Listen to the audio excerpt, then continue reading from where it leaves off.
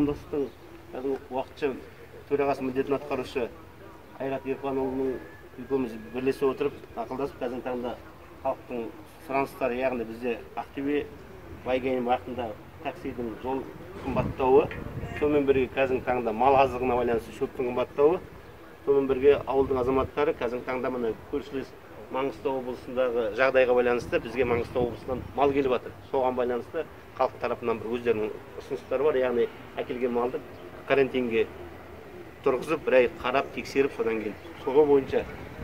Осыған байланысты қазір сіздердің алдарыңызға аудан әкімінің орынбасары Боранбай Базарбек Тәжіғарауылы қатысып отыр.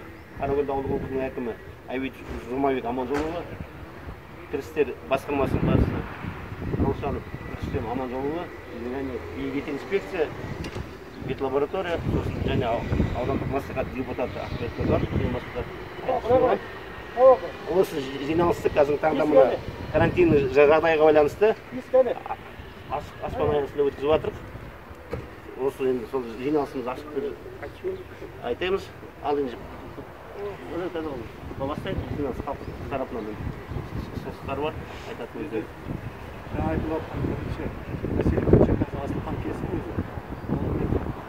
Мен ауырып байланысты аудан әкімінің орынбасары әсет жеткізген арасында осы таксидің бағасының жол ақысының қымбаттауына байланысты әңгімелер жүргізілген, бірақ олар сол 2,5 мың көлемінде белгілеп соған түспеу деген несін айтады негізгі.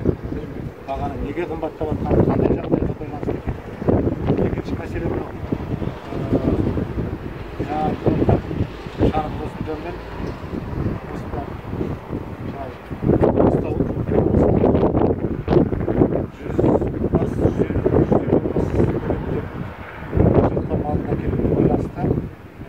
қозғалып тұрған мәселе станцияға, инспекцияға мәселе айтылды. Ол қаралып, талқыланып жатыр, қаралып, тексеріліп жатыр. Бұл жөнінде қазір инспекция және станция басшылары өздері жауабын береді. Енді мал азығы жөнінде. Мал азығы жөнінде биыл жауын-шашын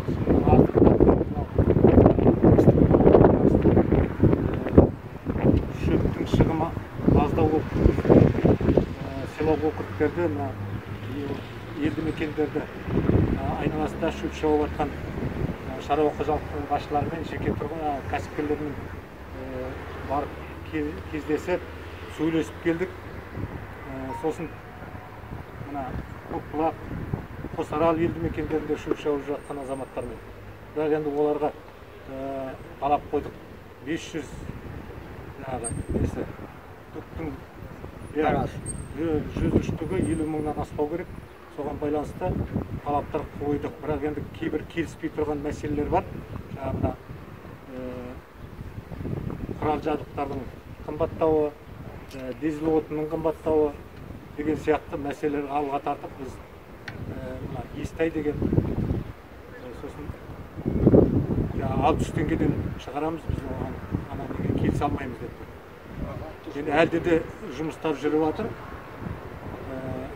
Мәселенді мына керекті елді мекеніндегі солардың сельско округ әкімдерімен сөйлесіп, олардан да осында шөп әкелу мәселесін талқыладық. Бірақ олар әуелі мына осы айдың аяғына дейін өздің елді мекендеріне тасытып аламыз, сосын барып бері қарай жібереміз деп тұр. 450-500 теңгеден. Енді осындай мәселелер басқа жерлерде де, село округтарда, мына әсіресе Оймауыт, Ұялы жағында да шөптің шығымы аз. Соған байланысты енді жұмыстар жүргізіліп жатыр қазір. Басқа елді мекеннен тасылу келіссөздер жүргізіліп. Осындай мәселе бірінші Шанық Досынжанмен әкелген малдар жөнінде қазір ветстанция инспекция өздері жасалып жатқан жұмыстар жөнінде айтып өтті.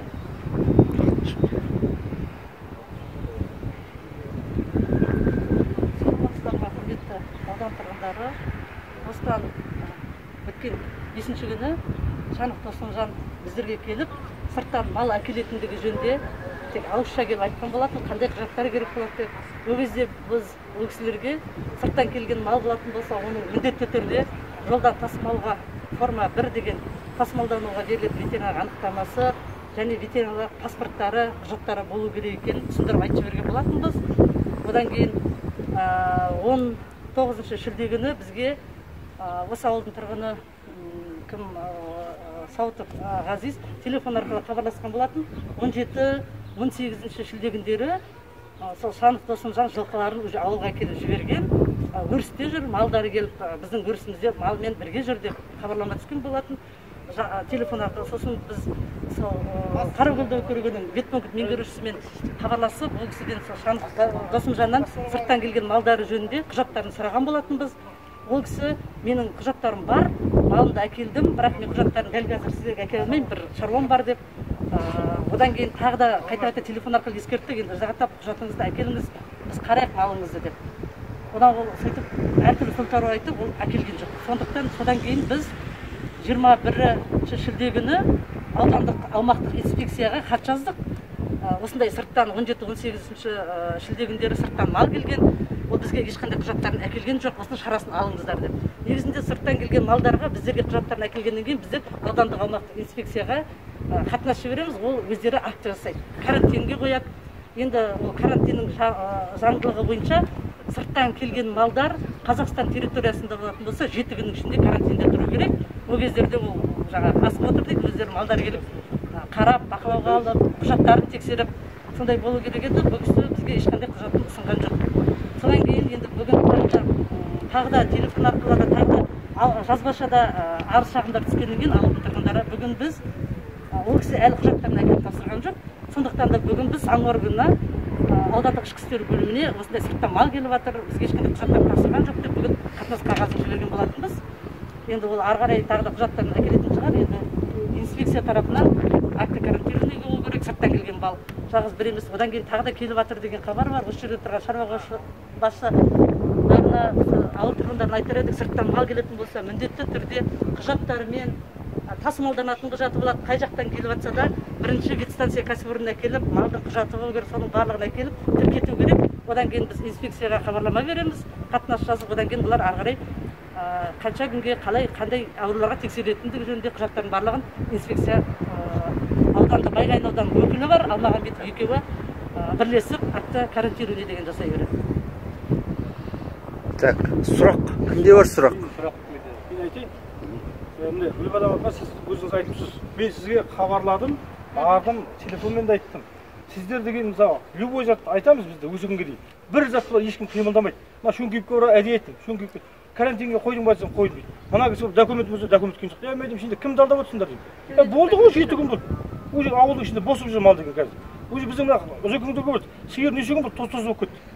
Алапты сіздер хабарлап, біреу бар өсек айту керек, соны жамат болу керек. Ешкім іздемейсіздер. Міне Алтайдағы қойды айттым. Ана инспекцияның бастығы да білмейді. Ол қой қайық кеткен ешкім білмейді. Айттым, Алматыдан қой кеттім, документ жоқ. Іздеңдім, мен Ерқосқа айттым деді. Ол қой қазір таңда жоқ Алтайдың басында. Оның ешкім карантин болған жоқ. Документтер дұрыс тексерілген жоқ. Инспекцияға жолдады, инспекция не істедіңдер десем, барып көрдім болса, мына кісі шіреніп тұр кеше басып. Мен арыз жазғандан бері жүгіп барып, мысалы, бана емеспін. Керекті ветстанция хабарласын. Сонда елдің бар есіп отқан дүнияны сонда инспекция ветстанция естімей ме?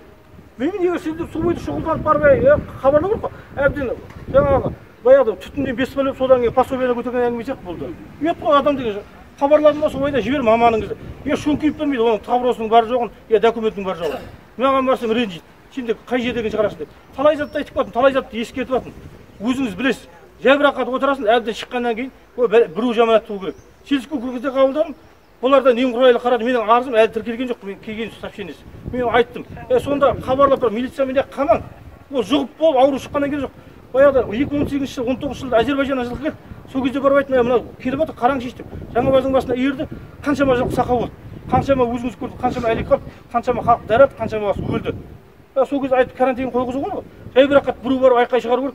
Сонда да болып айтып қояды, газон сенің сыртынан арыз жазып жатыр деп қояды. Мен жаман болар, бірақ халық үшін жұмыс істеу керек. Талай зат шығып жатыр бір сөз. Анау соймайды, анау жаман тасып жатыр. Апарып инспекцияға қойды ғой. Инспекция вообще жұмыс істемейді. Менің арызымды айқай шумен шақ қабылдады кеше. Міне көзі тұр мына кісі. Сіз мен келген уақытында келеді екенсіз. анау сіз көкірек арыз жазу керек, бәлен болу керек дейді. Инспекция естіді ғой, қылмыс болса милиция сол жерде шауып барады ғой. Соның бәріне әкімге шығу ұят шығар енді. Қитесі аданадан келген әкім жамын, әкім жұмыста отыр. Парктың туалеті қылып отыр, оған да әкім кінәлі емес шығар, көріп отыр. Ана аула қылады, Жәкеңнің неше рет айттым, Жәке ана ауласына мал жайып жатыр деп. Сырттағы саптың ішіне. Бір адам барып отқан жоқ. 100 бала жүр қазір мысалы. Айтсаң бір әңгімеден бір әңгіме кетеді. 100 бала жүр, бір стойкадан қасты бір күнде қошайды тастайды. Ішінде қой тапап жатыр. Өзіңе Жәке айттым талай. Ана тал кім жақсы өскен тал ғой, қоршайды деп. Шөптің мәселесі деген енді ол шөп қымбат болса да халық ала беру керек. Қазіргі таңда ақшаға шөп жоқ, бәке. Мен сатпаймын, маған керек жоқ. Бірақ айтуы да дұрыс, халық үшін де дұрыс. Бірақ қазіргі таңда шабатын жер жоқ. Мүмкіндік болып жатса, шабатындағы жерді беріп, жаңағы сіз айтқандай келісу керек. Ол кім болса да оңай жағына қарай жібереді. 600 теңгеден болса да әкеліп жатыр, сол шөпті ала беруге тоқтатпай. Ертең шабатын жер жоқ. Бәріміз де шөп шабамыз, шабатын жер жоқ. Оны жаңағы шешіп, бірақ ветстанция мен инспекция өздерінің жұмыстарын қадағалау керек. Гүлбадар апа, сендер ауызбен айтқаннан кейін пойыз өтіп кетеді. Жоқ, сен айтатын болса асықпа, жер жетеді. Асықпа, айтсын, айт. Бөлме. Ауылдың ішінде халықтан да барса кінә сырғалайтын кезде сырғалатпайды. Былтыр ғой бізге де келді. Малың жүр, ветстанция мен инспекция. Малың тавра шоқ сұрап сұрамыз. Даладан келген малды неге қарамайсыңдар? Айтшы. Ауылдың ішінде жүрген мал ауылдың ішінде жүр. Ал даладан келіп ауру жоғады. Ол келді де суаратын шөп киіп қойсам айт. Ол суаратын жер жоқ. Бәрі бөгеттен су ішіп жатыр. Кеше келді сиыр тоз қылып сауын сиырды. 3 күнге де жоқ болып кетті. Соны ешкім қараған ба? Ешкім қадағалаған жоқ. Барып Жәкең сол жылқыны қарады ма, милиция барып қасына қараған жоқ. Тавросының бар жоғын білмейді. Сіз де білмейсіз, мекенің басшысы. Сіз для интерес мал келді дегеннен кейін не только инспекция, бекасы күн барып қарауға міндеттісіңдер келіп қоятыныңызда. Я шөңкейіпке тапсырма беруің жазбаша. Шөңкейің бұғып алып отыр. Тавр үйсі маған алдырып қойды, карантинге қойын дейді. Документ жоқ па, сен қалай қойсың карантинге десең, үндемейді. Мына кісі отыр, хабарласқан жоқ. О 7 күн өтті, кімнен көресің ал? Сонда ол жылқы кімнің жерінде? Халықтың жерінде тұр. Қазір жалғыз бөгеттің басына суарып отыр. Әулиеде. Міне көріп отыр.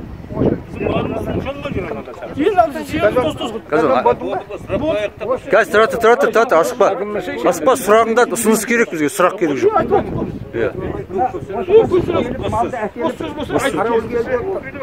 Әкімшілігінің территориясында малды әкеліп бағуға кім рұқсат берді? Бірінші. Екінші, міне бөгетке әкеліп тастады 150 жылқыны. Bizim savun sıyırımız var battan tezekten koyup bıt bulup ana mal sorga sıyık atır, ışık atır, kömüröktün barıp karanız. Bir de bir buna köşe osu 15 gradus temperaturanı aralap görüyorsunuz. Buna men bir de mal jaylasın yer yok. 150 жылқыны әкеліп қойды, ол 150 комбайн деген. Аузынан жеп тұр, артынан лақтырып тұр. Барып қараңыз, топырақтан бөтен дым жоқ. Кім берді рұқсат соған? Bizim территорияға Мәшел күнің малы жайлатын берген. Сол адам жауап қатарысы керек. Дұрыс. Ең қысқасы сол. Ана малды алып кетті. Жая ма? Тона түгіскенге, болмаса тона шошқа көлге, жоңыздауға босатқан жерге алып кетсін мал. Ал қалай енді? Біз қолымыздағы 2 сиырды 2 күннен бері сауылға келе алмай отырмыз. Қаңғып кетеді далаға. Ал енді осы дұрыс па? Кім жұмыс жасайды осыған? Одан бұрында мен бірнеше де 500 жоқ жылқы. Өзіміздің ауылдың 500 күн жоқ. Осы жерді тапап жатыр. Қазір мынау мен бірдей. Шығып қараңдар, мен 2 күндіктен жаяу аралап келдім сол маңда. Мен 80-нің жетеуіндемін, мен соған әкімшілік аралап келдім, сенде билік басындағылардың біреуі қарап қойды. Ал мал сендерге керек қой. Біз жесек бүгін түсінішеміз, соямыз, ертең заң шығарса, әкелдерсе, бәрі түпір болады. Мал мемлекеттікі. Қазір біздікі болған мен. Бұл бір. Екінші мына шөп мәселесі. Шөп деген жаң 50-ден шапсын, берсін. Бірақ шөпті далаға жібермеу керек.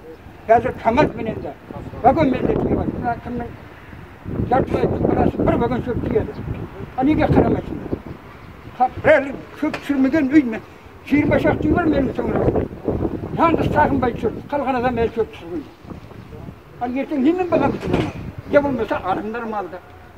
Biz құтылып отырайық малдан. Арам өлмесін, адан өлсін. Үкіметтің пайдасына кетсін, малдың керегі жоқ. Ал мен ауданға мал керек болатын болса, осыны реттеңдер. Реттеңдер, ана халыққа айтын, ақымақ қатынан туған адам жоқ, оның бәрі түсінеді. Үгіт жұмысын жүргізу керек дұрыстап. Ал енді отырып алып, айлық алып отырсыңдар. Айлықты болса біздің нөлігіміз өсін. Кәсіпкерлердің барлығы 3 жылға нөліктен босатылды. Қолдарында есеп бар. Оларды қысуға болады. кәсіпкерден бүтін адам керек емес. Бар ғой енді үкімет 3 жылға салықтан босатып тұр оны. Халықтың жағдайына қарау керек қой. Енді мына такси жөнінде 7 километріне 7-тен 40 тиыннан түсіп тұр, мен есептедім. 2500-дің бұрында. Ол не дегенде? Базарың ұшып тұр. Қымбатшылық 1 тиын қосылды ма? Жалақыға? Жоқ. Пенсияға 1 тиын қосылды ма? Жоқ. Сонда бұл қалай болады сонда? Сендер мынау ел басқарасына қатын жерге қарайды, ер жерге қарайды. Біз сендерге қараймыз, сендер қайда қарайсыңдар? Айтыңдар сәл. Ең қысқалап айтқанда. Мына ең халықтың жағдайы кетті ғой, сендер ойлаңдар. 1 ұяш болса 10 ұяш болады. 10 ұяш болса 100 ұяш болады. 100 ұяш болса бүткіл аймақ аш болады. Дұрыс. Білдіңіз бе? Мына осы бастан енді міне август, сентябрь болды. Халыққа шөпті қамтып осы жағдай жасайтын осы 2 айларын қалды. Одан кейін сен мейлің жауапкершілік қылышыңды боққа шап. Ал енді жігіттер қатты айтты ренжімеңдер, бірақ шындығы солай. Оларда қолдарында үкіметтің берген заңы бар, қолдарында управление рұқсаттарың бар. Жұмыс жасау керек. Жұмыс жасау керек. Жұмыс жасап жатыр, жұмысты жасамайды деп айтпаймыз. Бірақ жұмыс мардымшы.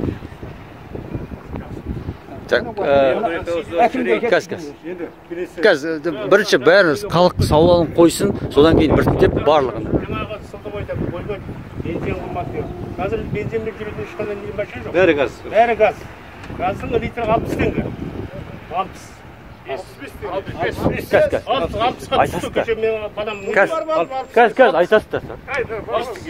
Айта беріңіз, алыңыз. Ал енді бұрын бензинді қымбат, ойбай бүйтеді дейді. Енді 60 теңге ғой енді 60 теңге. Қазақстан нешеуі не болғандар. Иә, 60 теңге. Ал неге мен есептедім, неге мысалы бәрі шофер барып келуіне 300 теңге кетеді екен. Иә, 300 кетеді. Бір машина. 3000 шығар. Ақтөбе барып келу үшін. 2000 теңге барып келуге. Ал 2,5 мың. Мысалы. Соны іріктеу керек қой. Айту керек. Қарау керек. Ауылдың ішінде тіпті 200 теңге дейді.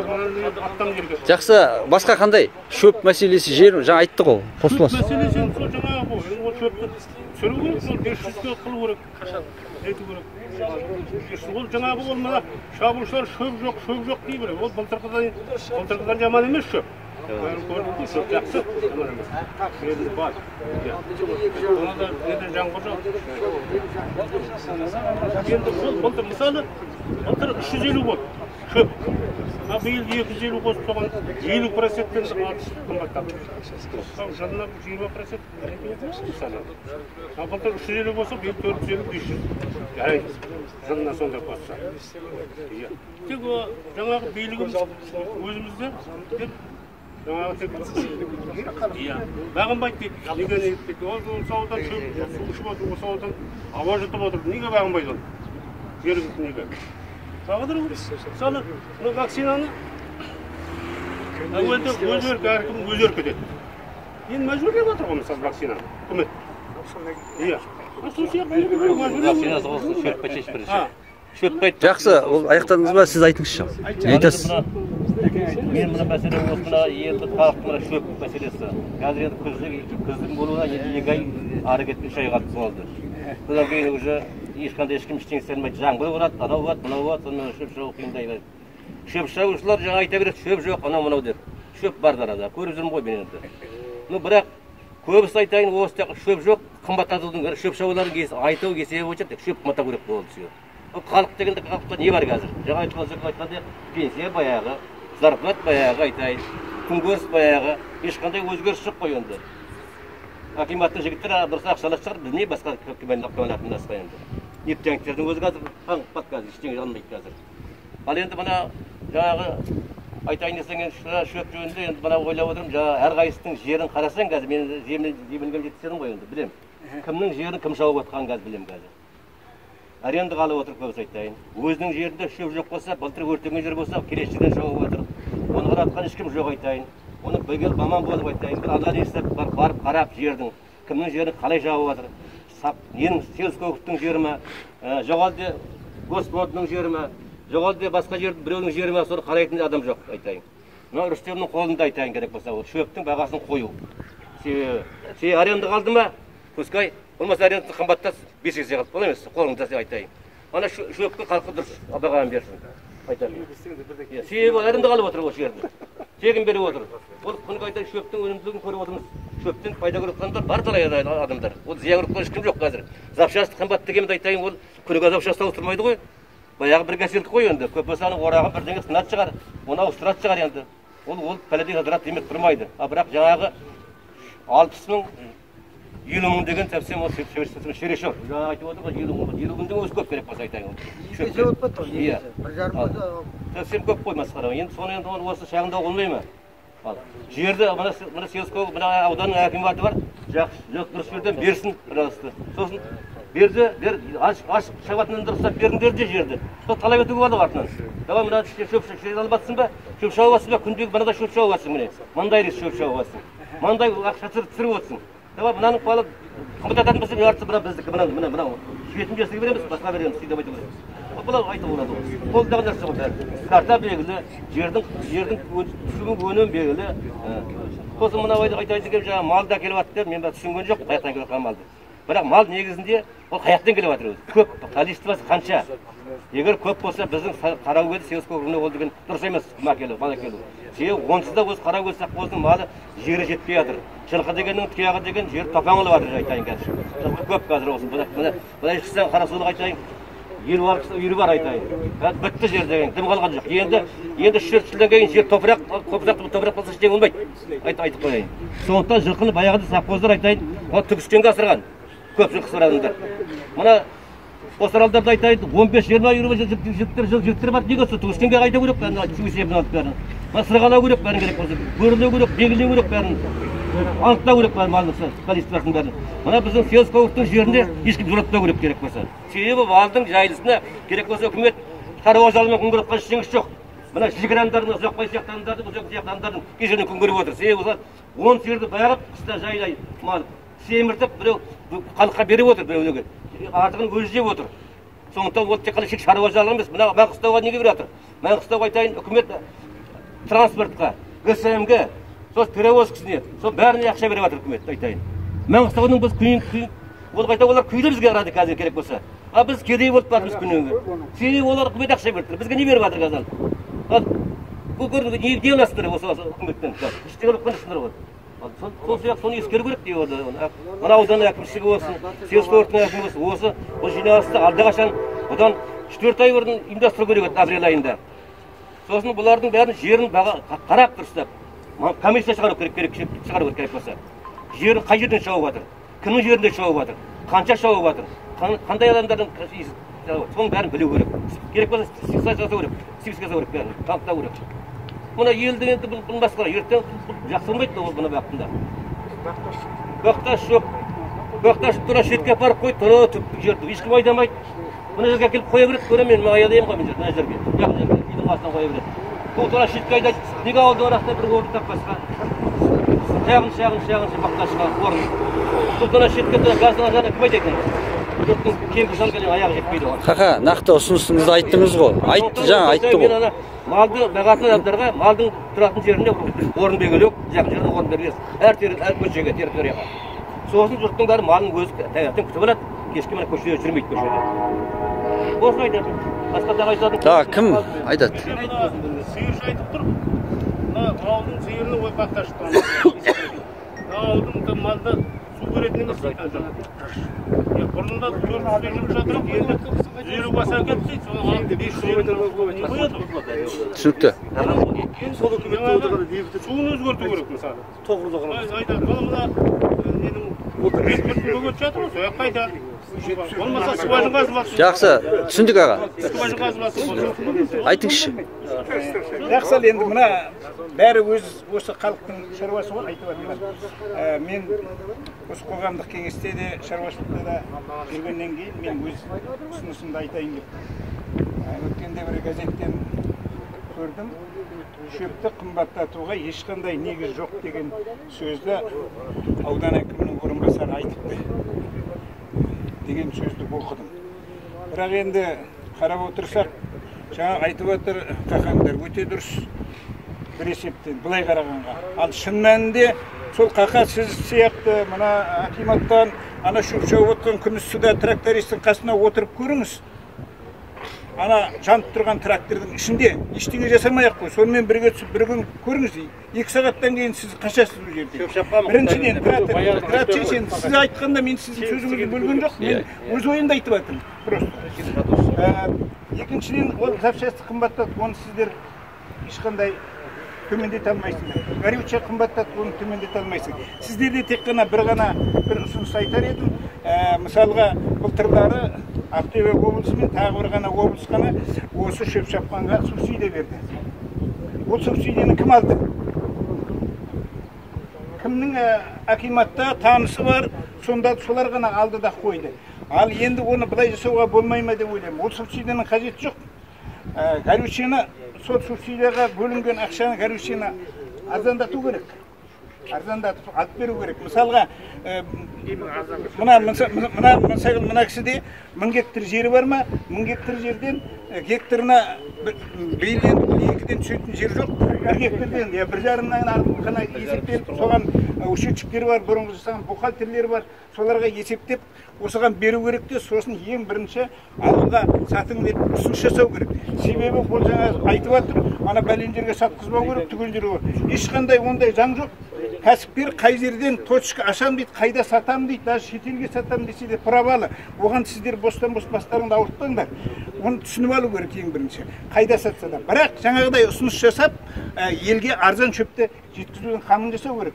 Ол ана субсидия дегенде ол ертең қол жеткен адам, қол жетпеген қалар. Сондықтан әрбір кімнің қанша жері бар, қаншасы өзінің малы бар, соған шақтап қалғанын осы елге таратудың жағдайын жасау керек. Екінші жаңағы жылқы жөнінде айтып жатыр. Жылқы жөнінде мен енді көп ештеңе білмеймін деп, бірақ менің айтайын дегенім қазақтан баяғы дәстүр бойынша олардың алдында жылқы көп болады деген. Бізде қазір жылқы көп. Кез келген үйге бар. 5 жылағы шығардым. Қуып жүреді мотоциклмен, ана жерде қуып жүреді. Ол көгалашам, ол жеп атқаны өз алдына. Ол жерде уже шөп болмайды. Сондықтан шөптің қазір қымбат, арзан деген жоқ. Ең қазіргі келіп жатқан бағаны шама келгенше алып қалғандарың дұрыс. Ертең ол өзіне шабады, басқаға сатады. Сендерге шөп қалмаса, мына акиматқа ренжисіңдер. Дұрыс, мәкенің айтуы дұрыс. Сондықтан осы бастан ойланыңдар жігіттер. Ол жаңаға бізге әуелден баяғы Советтің Союзында ойбай ана үкімет береді деп, қолдарында аспанға көтеріп отыруға ешқандай не жоқ. Мүмкіндік келе ме? Шама келгенше шөп алып қалып жағдайын жасаңдар. Шама келгенше жағдайын жасаңдар. Ал бұл кісілерден сұрайтынымыз шама келгенше ол запчастыны арзандата алмайды. Тек қана бір жаңағы субсидияның есебінен бола ма, босқа да бір сіздер отырсыр мәслихатта қарап, ақша бөліп, әрбір шаруашылыққа өзінің жеріне қарай горючий арзандатып барып, аналардан просьба сұрауға болады. Ал ол жаңағы сен бәлен жерге сатпа, түген жерге қой деген, ол да дұрыс.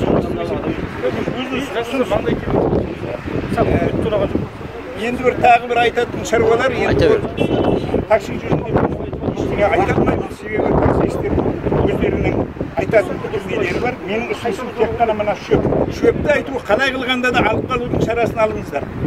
Ертең ол өзіне шабады, басқа жерге сатады, тамыры болады, танысы болады, беріп жіберсе ешқандай шөпсіз қаласыңдар. Себебі шөп жоқ. Біріншіден шөп неге жоқ?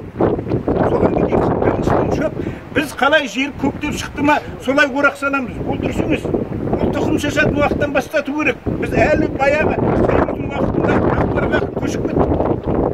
Сонымен шабамыз тек қалай жерден көтеріледі. Ол тұқым шашпағаннан кейін міне бірінші жыл шабылған шөп, келесі жыл ол шабылмайды. Даже керек болса 2-3 жылға дейін шабылмайды.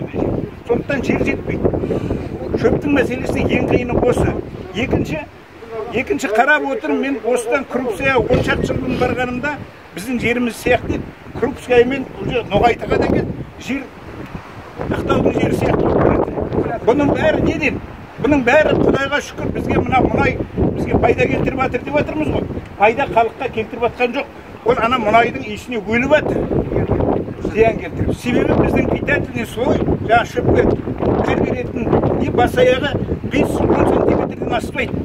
Егер жерді біз 20 сантиметр қылып жыртсақ, ол жерде ештеңе де шықпайды. Сондықтан осы екі мәселеге көңіл бөлу керек. Біріншісі, осы 15 июльден кейін шабылу керек.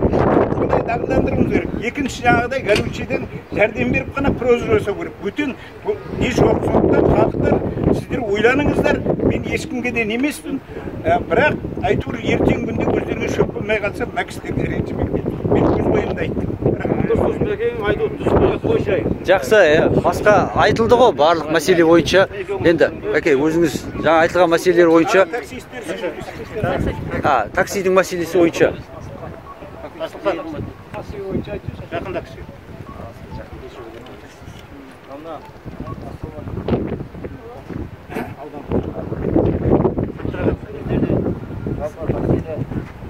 Қымбаттаттық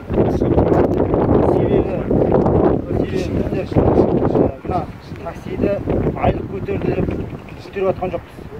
Өздерінің айлықтары көтерілді, кезінде талай көтеріп жатқан жоқпыз. Біздер мына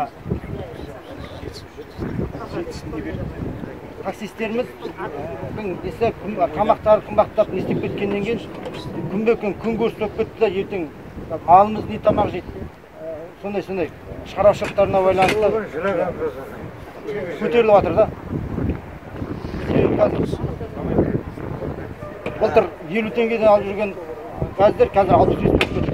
Жақсы, қолында қойды. 10 теңге болды. Көтерілгені көп болды. 65-тен жүріп келатыр. Ондан істемедік. Ондан істемедік. Шыдап келатыр. Начальник көтерілген қайдан доллар көтерілсе болды көтеріледі, доллар көтерілсе көтеріледі. Оған да шыдап келатыр. Енді ақыр аяғында соңында кеше тамақ қымбаттағаннан кейін шөп қымбаттағаннан амал жоқ. Сондай жағдайға бар. Яғни таксидің бағасы құны көтерілуі жалпы қымбатшылыққа байланысты. Азық-түлік барлығына басқа негіз жоқ. Қай салада солай? Газ деген, запчасты деген баяғыдан бері көтеріп түсінікті. Шыдап келатыр. Доллар көтерілсе болды көтеріп жібереді. Бәрі енді бұяқта жоқ қой, Ақтөбеде ғой. Жақсы, түсінікті. Енді осы таксидің бағасы көтерілуін түсіруге қандай өздерінің тараптарынан мүмкіндік бар ма? Егер басқа жергілікті орган, енді құзырлы органдардың тарапынан қандай көмек болса, бізде түсірер едік дегендей. Жоқ. Таксилерге ондай нелер жоқ қой, жалпы. Жоқ, енді сіздер жаңа айтып жатыр, 3 жылға салықтан босатты дейді. Солай ғой, 3 жылға. Жоқ, жалпы. Салықтан босатты деп айтты. 3 жылға деді, мораторий жағынан тексеру. Сол бойынша айтып берсе, енді бір жеңілдік қой мемлекет. Мен ана бір заттан тағы да айтайын деп отырмын. Тездет енді. Жұмыссыздықта балдар жүр, кәсіпкердің бaldары жүр. Бәрі дұрыс сықылды былайынша қарап тұрсың. Сіздер жібересіңдер, олар ана бір қыр асқаннан кейін. Тездетмеге айтшы ұсынысын. Енді менде ұсыныс мынадай. Қазір бізде продукты қымбат. Мысалға морковь 500 теңгеге дейін барында арзандауға болмас екендігін ұсыныс айттым. Жақсы, түсінікті. Жақсы. Жаңағы бойынша айтып жүрші. Елбасының тарапынан 2020-2021 жылдан бастап салыққа босату кәсіпкерді қолдау деген мақсатта ешбір кәсіпкерді салықтан босатты. Бұрын кәсіпкер бастайын болса, минимальный размерный бақталар дейді ғой. Әйеліз счет көлемінде 5000 теңге босатады. Олай жоқ, экспорт алса, каждый үйінен салыққа келмей-ақ ашылады. Осы біздің негізсіз тексерілуде проверка ашылатқан жоқ. Тек қазір өз еріксіз төлесе, тек пенсионный теңге төлейді, 42-500 теңгенің 10%-4200 теңге өзінің жинақтап қорына түседі, өзінің налогқа келіп түсіватқан жоқ. Өзінің пайдасы. Медицинский әлеуметтік сақтандыру, медициналық сақтандыру дейді, ол мана больницаға науқастар барғанда, сол үлесін 1800 теңге көлемде ақшасы төлеп отырса, сол адамға үкімет тарапынан көмегі бар, сол қалған жақтың подоход налогы, әлеуметтік салық бәрін ұзақ. Үкімет тарапынан. Мемлекет тарапынан көмек бар. Көмек бар, қазір жылжарым өтті, әлі жылжарым бар енді. Тексеріп, рейд жасап, ондай ешқандай не болады. Дұрыс қой.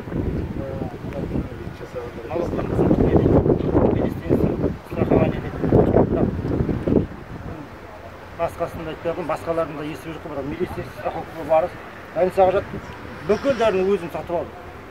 Өзім сатып, страховка төлеп отқаным қайда мен? Сол сияқты ғой. Басқа не істейміз? Больница бесплатный, бірақ дәріні өзіміз сатып аламыз.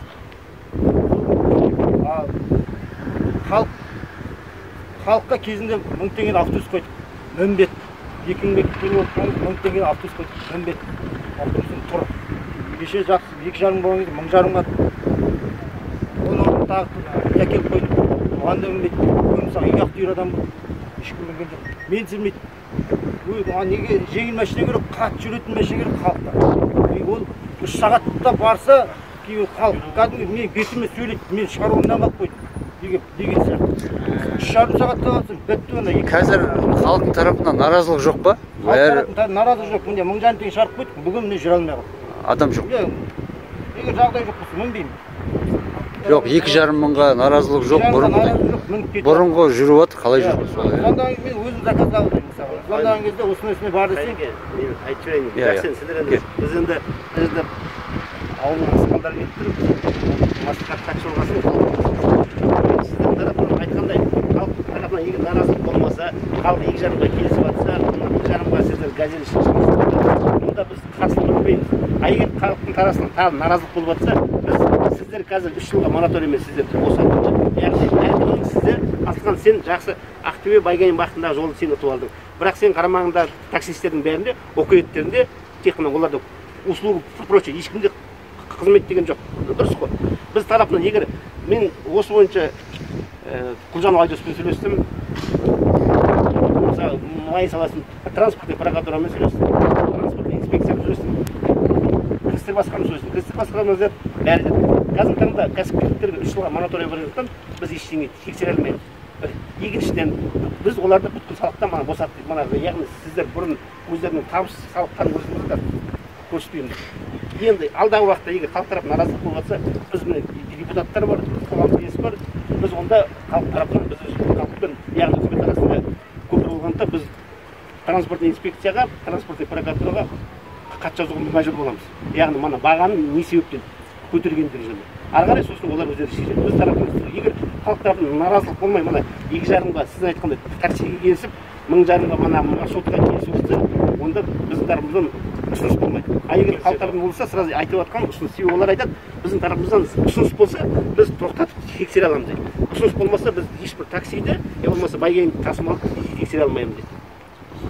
Соны шешіп алайық. Дұрыс. Жоқ, жалпы айтып жатыр, болашақта болып жатса, әлеуметтік жағдай төмендеп бара жатыр ғой, байқайсың. Жаңа айтып жатыр. Бар, тыңда, бәрі де бар. Енді жеңілдік болып жатыр деп тұр ғой. Ең бірінші сіздерге қойып тұрған мәселе мемлекет тарапынан енді айтып жатыр қой, шөпті де айтып жатыр, бәрін шешу. Сіздер емес. Неге таксиге записат келді? Құдайдың қолы. Айтсын. Таксидің техникалық жағдайын кім қарайды? Оның формасы ұстай ма? Ашпешеңгесі бар ма? Болмаса түніменен ұйықтамай келіп, давлениесі көтеріліп тұрма, осыған жауап беретін адам бар ма? Бар, медсестра, механик бәрі бар. Соның міндетті түрде бар. Мына адамдардың өмірлік қауіпсіздігін сақтау үшін ол біздің саппорда жасаған таңертең біз оның біреуін жібермейтін едік. Әне жерде бір лампочка кісі жанбаса да. Осыны қарау керек қазір. Мына таксилердің несі бар ғой? Күтті 1 минут. Таксилердің мына запчастьсы бар ғой? Чересчур қымбат.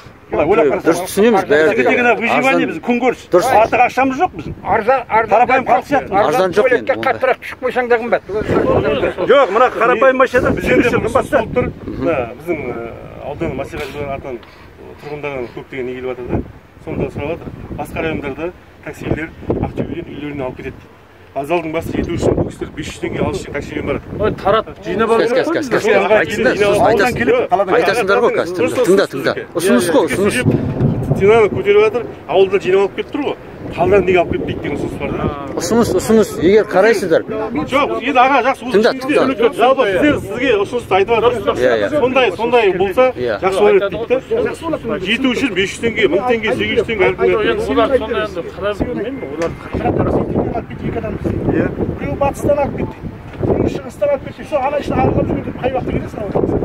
Басқа районда жүріп жатыр енді. Ауылда келіп айтайын. Жоқ, міне Асылхан, сен өзің білесің, Қабдада, ойда үйлерін алып кетті. Олар осы ақшаны тасып жатыр ғой. біздерді үйден алып кетті. жақсы ұсыныс қой асқан сол мәселе. Енді ауылдан ұсыныс қой, өздерін талқылап бір көмек болсын да, алыс болса сірә айтасыңдар, бір екі-үшеу бір жерде болса ұсыныс айтып мемлекет тарапынан да қолдау бар. Жалпы өздерің ұсыныс болғаннан кейін жоқ, мүмкін келісетіндері бар шығар. Ұсыныс бірден ат құйрығын кеспеңдер. Такси айтасыңдар. Байгенің тасымалға кіру үшін такси сені өздерінің тәртіптерің бар. Сіздер клиент тауып берген қанша аласыңдар? Запулик қанша аласыңдар? Соны айтады, маған айтады, мысалы 1400. Ал енді такси ашылып дейді. Байгенің басында, Ақтөбенің басында 200 теңге өзгерген жоқ дейді. Ауданның басында өсіріп отыр. Несі бар ғой? Басқа олар біздер оның басында тек тұрып жинайды. Білдің бе? Ана ұстап звонок ештеңе болмайды онда. Келген адамда тек бұршақпен мінгізгеннен басқа жұмыс жоқ. Жоқ, егер сен сол 1400 қайтадан мыңға түссең, таксистер 2000-ға түсіре ма? Олар зато айына 15 мың теңге төлеп отыр. Қандағаштар айына 15 мың теңге. Жоқ, оны айына төлеп отқан бір. Асыққан өйсі қарап тұрған ештеңе жоқ. Асыққан аз айтқаннан соң 1000 теңге түскен. Наоборот, 150 адамға жұмыс тауып беріп отыр. Бір жылдан базар. Қаншамадан жұмыс беріп отыр. Наразылық болмаса осы жерде. Наразылық жоқ дейді. 90 теңгеде дедіңіз, 60 теңгеде дедіңіз, бүгін ғана 65 күнде алып жүрміз. Тамақ жейміз. Егер де наразылық білдіргін келсе, наразылық білдіргін. Мен өзім таксимен қалаға 4 рейстен қатарына барып келемін. 4 күн қатарына бесплатно барып келемін. Менің қасымда тұр, қандай билет көретінді көр, сосын барып сөйлеп айтып маған сосын. Наразылық болмаса, адам мінеді, таңертең заказ береді, барып мінеді. Барғаннан кейін тақы қанша? 2,5. Енді түсіп қала алмайды. Біздер айтып аламыз біздер звондап. Тамақта запчасти бәрі қымбаттап жатыр. Наразылық болмаса осыған адам жине ала ма? Жоқ, мына кісі заказ береді. Таксиге қымбаттап басқа адамдарға арзандап тұрмыз. Тамақтары бар. Осы 2,5 болып тұр ғой. Таксиге өздері қандай 2 мың болса 2 мыңмен ажарым. Жалпы ұсыныс айтылды ғой. Өздерін талқылап мемлекеттік мемлекет тарапынан 3 жылға мораторий жарияланып тексерілмейді, салықтан босатты деді. Өздерін жалпы жеңілдік, үлкен жеңілдік. Неге жеңілдік емес? Жоқ, бәрі де халықта да жоқ. Сіздер бірден өздерің ақылдасып, Марат солай жеңілдік емес дейді. Айтып қанша салықтан босатып жатыр? жеңілдік емес дейді. Біз аудан көлемінде жылына 470 миллион теңгедей ақша жоғалтып отырмыз. Кәсіпкерлер льготтан босатып алған. Бәрі бар ғой, бәрі бар. 8 мың теңге, 10 мың теңге төледім дегеннен әкелгеннен кейін жаңағы жылқыны алып келгеннен кейін меңгерушілер хабарлау керек. Хабарлау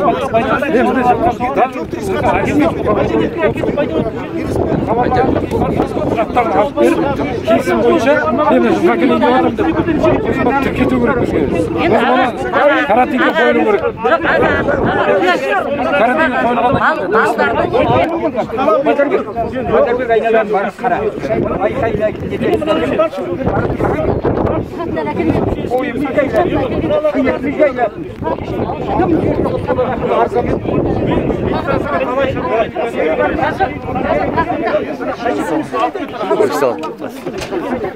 Ал жақсы, такси бойынша мәселені талқылармыз әлі.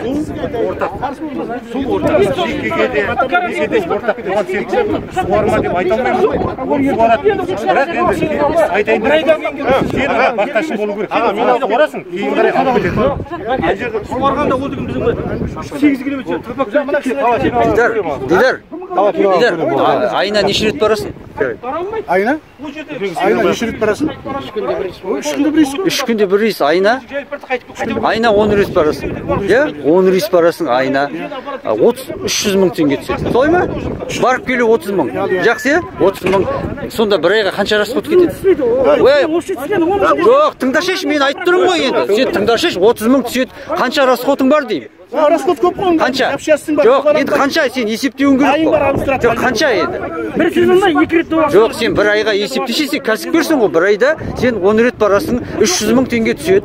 300 мыңнан қанша кетеді расход? 150 мың кетеді. 150 мың пайда. Жақсы. Жоқ ғой, мен білейін. Болды, ол сен айта беріңіз, айт. Дұрыс, рахмет.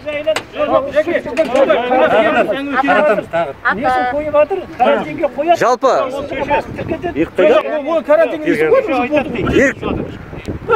жалпы ұсыныстар айтылды ғой, пікірлер айтылды. Жалпы енді осының нәтижесінде бір талқылайық. Ұсыныстар жақсы айтылды. Әркім енді құзырлы органдар өздерінің құзырет шеңберінде жұмыс жасайды. Ешкім жасап жатқанда шығар, білмейміз де шығар. Бірақ соны жариялап тұру керек. Осылай мәселелер көтерілді. Осындай халық білсін. Нақты жұмыс жасалып жатқан. Жаңа нақты ұсыныстар айтылды ма? Шаралар алынсын қолдарыңыздан келгенше. Енді қолдарына келмейді. Айтайын. Жаңа осы жерде ағаларымыз, інілеріміз бірталай нелер айтты. Біз бұл жердегі бөлім басшылары, әрбір мекеменің басшылары өздерінің құзырет шегінде өздерінің жұмыстарын атқарып жатыр. Өздеріне тиесілі жұмыстарын. Жаңа бірінші жылқы келді деген ертесі күні оны естіп, менің орынбасарым бар, сөйлесіп, тиісті неге карантинге қойылу керектігі, оны есіжіға тіркелу барлығы Байдәулет Республиканың несі кімге досым жаңа айтып түсіндіріліп кетті сол күні бар. Одан кейінгі жаңа шөп мәселесі де оны енді біздер оны барынша біз жұмыс жасап жатырмыз. Одан әкім орынбасары бар, өткенде біз осы Қаракөлде ауылының айналасында неден аралап келдік. Мына көршілес неге дейін барып сөйлестік, біз бағаны арзандату. Біздің осы мен округына қарасты 52 шаруа қожалық бар. Олар өздері шөптерін шауып жатыр. Бірінші өзімізге шөп аламыз, содан кейін барып халыққа. Одан кейін барып егер